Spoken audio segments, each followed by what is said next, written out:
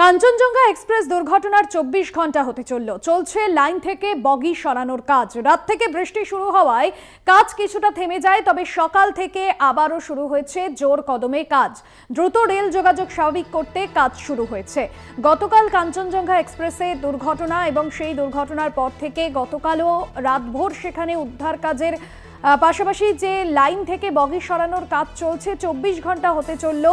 এবং যে লাইনে এই দুর্ঘটনা ঘটেছে মূলত শিয়ালদার সঙ্গে জলপাইগুড়ি সংযোগের প্রধান লাইন এটি, এবং যার জন্য বহু দূরপাল্লার ট্রেন কিন্তু গতকাল থেকে বাতিল হয় এবং সেই ট্রেনগুলোকে ভিন্ন রুটে চালানোর যে পরিকল্পনা নেয় রেল কর্তৃপক্ষ, সেই জায়গা থেকে দাঁড়িয়ে আজ লাইন থেকে বগি সরানোর যে কাজ তা শুরু হয়েছে। গতকাল রাতে বৃষ্টি হওয়ায় সেই কাজ কিছুটা সময়ের জন্য থেমে যায়, তবে আজ সকাল থেকেই বগি সরানোর কাজ শুরু হয়ে গিয়েছে।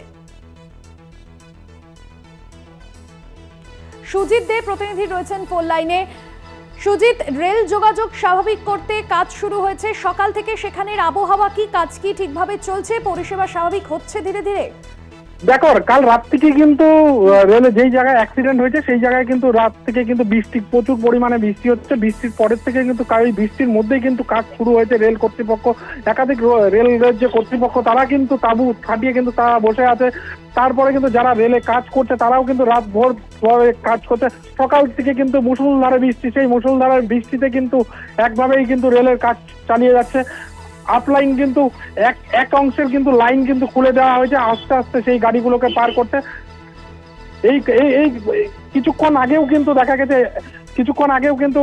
দেখা গেছে যে এলাকায় কিন্তু ডিআরএম এসে কিন্তু তারা ডিআরএমরা আছে, তারা কিন্তু ভিজিট করছে একাধিকভাবে যে খুঁটিনাটি কাজ, যে ইলেকট্রিকের যে ইলেকট্রিক পাওয়ার যে লাইনে চলে সেই পাওয়ারের যে তার ছিঁড়ে আছে সেই তারও কিন্তু লাগানো কাজ শুরু হয়েছে। আর দুপুরের মধ্যে কিন্তু কমপ্লিট হয়ে যাবে বলে বোঝা যাচ্ছে। একদমই ধন্যবাদ জানাবো। সুজিত দে প্রতিনিধি ছিলেন ফোন লাইনে। কাঞ্চনজঙ্ঘা এক্সপ্রেসে দুর্ঘটনার ২৪ ঘন্টা হতে চলল। গতকাল রাতে সেখানে বৃষ্টি হওয়ায় কিছুক্ষণের জন্য কিন্তু এই কাজ থেমে যায়, তবে আজ সকাল থেকে কিন্তু এই কাজ শুরু হয়েছে। রেল যোগাযোগ স্বাভাবিক করতে আবারও কাজ শুরু হয়েছে লাইনে।